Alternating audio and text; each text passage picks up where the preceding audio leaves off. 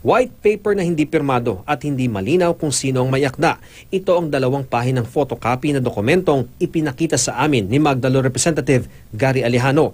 Idinedetalye dito kung bakit mas maganda raw ang kakayanan ng Hanwha Thales ng South Korea sa kakumpetensya nitong Tacticos Thales ng Netherlands. Ang Hanwha Thales ay isa sa mga gustong mag-supply sa Navy ng CMS o yung equipment na nagpapatakbo ng mga sensor ng mga warship at nakikipag-ugnayan sa ibang barko. Makikita rin sa dokumento ang isang handwritten note mula kay Defense Secretary Delfin Lorenzana para sa nooy Navy Flag Officer in Command Ronald Joseph Mercado. Sa note ni Lorenzana na may petsang January 12, 2017, nakalagay na galing daw kay Special Assistant to the President Bongo ang dokumento. Inatasan ni Lorenzana si Mercado na pag-aralan ito at magsumite ng report o rebuttal kay Pangulong Duterte. Ito rin ang dokumentong pinagbasihan ng ulat ng Rappler na nagsabing nakialam si Go sa transaksyong ito.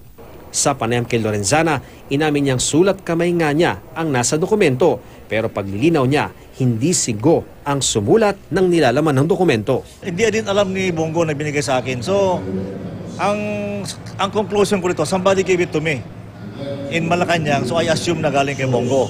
But this document actually came from Hanwha. Hanwha actually is one of the proponents of the CMS. Somebody must have brought this there at ikinalat siguro. Nauna nang iginit ni Secretary Bongo na wala siyang kinalaman sa frigate project. Handa nga raw siyang mag-resign kung mapapatunayang totoo ito. Dahil sa kanilang ulat, kinastigo ng Pangulo ang Rappler at hinamon silang patunayan ang aligasyong nakialam si Go sa transaksyon. Tingnan ninyo yung a daily dose of your medicine. Bongo intervenes in the 15 billion. Who gave you idea he can intervene? Where is his signature? Where is your statement?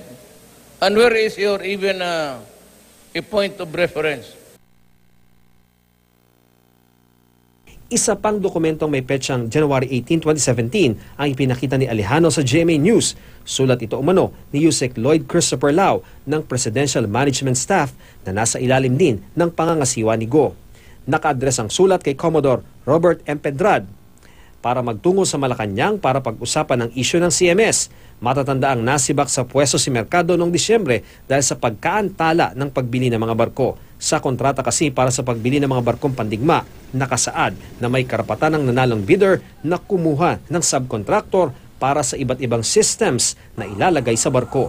Ang gusto ng nanalong bidder na Hyundai Heavy Industries, ang kapwa South Korean company na Hanwha Thales ang kunin, pero ang gusto ni Mercado ang Tacticos Thales. The contractor won over the Navy. Nagkaroon ng haggling between the parties and the contractor won because people in government favored the contractor instead of the Navy. Ngayong araw, inanunsyo ng palasyo na sa isinagawang investigasyon, hindi totoo ang paratang laban kay Go. The investigation has been conducted and it has been found that the allegations of Rappler are untrue and unfounded. Giit pa ni Roque, hindi hiwalay ang procurement sa combat system at 2 frigates.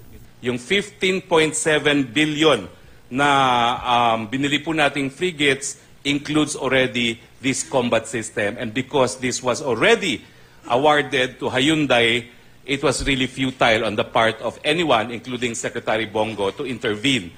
Ayon naman kay dating Navy Chief Vice Admiral Ronald Joseph Mercado, walang pagkakataon na kinausap siya ni Secretary Bongo ukol sa frigate project. I was employed, and there was never an instant, not one, that he even asked me about the frigate.